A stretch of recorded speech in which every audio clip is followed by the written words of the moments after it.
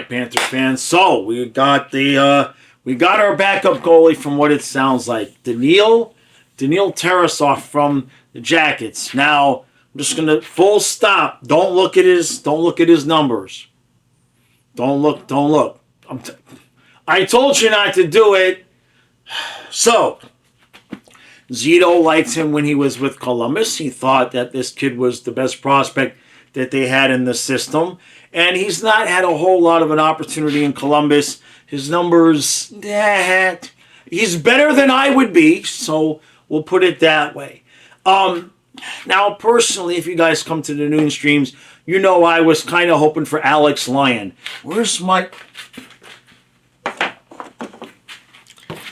was kind of hoping to be able to use this sign again, but it don't look like that's what's going to happen. A lot of people forget that this whole thing started with Alex Lyon. Now, the bigger reason why I wanted somebody like Lyon was I kind of felt like maybe it's time to start chipping away at Bob's, like, not 52, 55 games, whatever he played, like maybe 45, 47, and have a more experienced veteran goaltender that we know what to expect from, to back him up and to give him some extra nights off. Now, with Tarasov, he hasn't played a whole lot. From what I remember, I don't think he's had a season where he played 30 games. I know he hasn't played 40. Now, I'm not going to completely judge him by his numbers he had in Columbus. I get the whole thing where the Panthers have a great defense and all of that. He's from Bob's same hometown. I guess his dad grew up liking Bobrovsky. Tarasov has kind of grown up watching Bobrovsky. He's only 26 years old. And according to Twitter, Bobrovsky is already retired. Tarasov has already won 2 Vezinas and 3 Cups as his replacement. And just take it easy here, right? Now, when I first heard about the signing, I was like, well, okay. I kind of thought maybe, at first glance, I thought maybe this is going to be the Drieger-Kakkonen replacement, and he might start in the AHL. Technically, that could still happen, but he's an RFA, so he's going to get some kind of a contract, and we're not going to have a lot of money to give him. That's the other thing with Alex Lyon. He was making $900,000 last year. You figure we could have gotten him for the same thing. Tarasov's going to come in a little bit more expensive than that. I doubt it'll be a 1-year deal. You would expect maybe a 2-year deal. And, you know, the long and the short of it there is yes, could he develop into a possible successor to Bob in 2 or 3 years? Sure. That's obviously possible. Big guy, 6'5", so he fits what Luongo likes. Now, in terms of the cap and what this means for Florida, I did a video during the Stanley Cup Final that kind of goes over a lot of the numbers with Ekblad and Bennett and Marchand and all of that. And the bottom line is that unless Ekblad takes some ridiculously low number and we get Marchand for a low number with a lot of term, the only way to re-sign all 3 of those guys would be to move Rodriguez. We've already seen rumors that can possibly happen. Now, if you're going to move Rodriguez, it better mean we're signing all 3. Okay, so that's what I'll say about that. Now, in terms of Tarasov, what do I expect out of him? I think you'll see Bob play 50 games next year, so that would be Tarasov playing 32. That seems about right. I kind of wanted to even that out a little bit more, but it doesn't look like that's what's going to happen. He has the possibility to develop into a very good goaltender. He's got the talent. He's got the size. Talked to a couple people that liked his analytics and just kind of felt like he needed to play in front of a different type of defense similar to Bobrovsky. So, totally willing to give him a chance. And obviously, we trust Bill Zito. This was a guy that, you know, we've been talking about who might be available free agent-wise. It was slim pickings. That's the truth. And so to be able to get this kid for a 5th, right? I'm not saying we're replacing Spencer Knight. Not saying exactly that. Tarasov does probably have some work to do. Knight has already proven that he can play at an elite level, even if he hasn't done that on a consistent basis. But it's a good young goaltender to have in this system.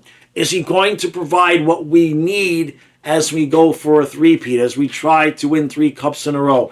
That's been my concern. I still suspect that we are going to see an NHL experienced, and it may be Alex Lyon. You could still see a situation where Lyon gets taken by the Panthers and he's given a two-way deal to kind of be that veteran guy at the AHL level should Tarasov falter. I haven't quite given up on that possibility.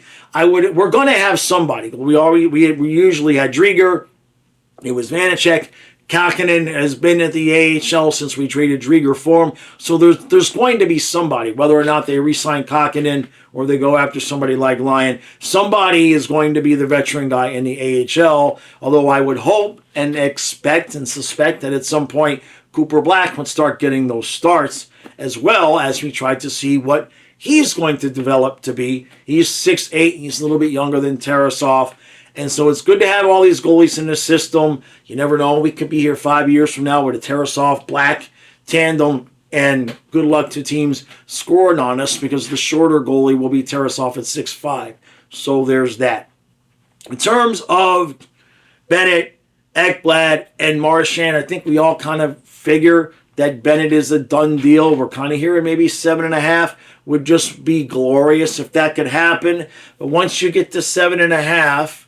okay, you start talking about what you're going to give Ekblad. It gets real dicey when you try to pay Ekblad, Marchand without trading Rodriguez. If you could get Ekblad and Marchand to really bite the bullet and go low, you might be able to get away with it. Depending on what you're going to give Tarasov and Sam Miskevich, you might be able to get away with it by only moving Bolquist, who's making $1.5 million. But it kind of feels like if you sign Marchand and you're going to plug Sam Miskevich in on the second line, your only spot left for Rodriguez really is at 4C, and I just don't think we can afford a $3 million 4C. And that's another spot we need to fix. Nosek, we don't know what's going to happen there. You'd love to have him back, but if he can go make, like Stenlund, make a couple extra million somewhere else, that's probably what's going to happen. So we're probably going to be on the look for another 4C, unless we use Bolquist there. I don't feel so great about that, a little bit queasy there, but you just never know. Anything that we go into the regular season as an issue, we trust Zito to fix with the trade deadline. And don't forget, Sordiff, Devine, right? Especially Sordiff, he's ready. Sordiff is definitely ready to be on an NHL team and start producing and learning. And that's not going to happen with Marchand here. And it's certainly not going to happen if Marchand and Rodriguez are here. So we'll have to see how that plays out. But Panthers, looks like we got our backup goalie. I still say there's one more coming. At least if nothing else, it's to re-sign Kakinen. We're still going to add one more depth guy to be the third goalie. I would assume that probably will compete with Tarasov come training camp. And that's a good thing. Competition is a good thing. What are we going to pay him? I don't know. Oh, we don't have any money. Stay tuned on the contract because it's basically we got this kid and we're basically going to have to tell him, look, when we figure out what we're paying everybody else, we'll let you know what we can pay you. That's about it. Probably, 2 years at $1 million per. I think he was making 1.15. I think that's what I remember seeing. So we'll worry about his contract. We got to get Mackey done. If Bennett's done it at 7.5, you tell Ekblad to take 6. I don't know about the term. If we can get out of Ekblad 6x6 and sign Marchand, if it costs us Rodriguez, but beggars can't be choosers. Rodriguez helped us win the first cup. Marchand helped us win the second cup. The only way to keep both is to not sign Ekblad. It's you have to make choices. These are hard choices to make. But it looks like we've at least made one of the choices at backup goalie. All right. I'll see y'all tomorrow at noon.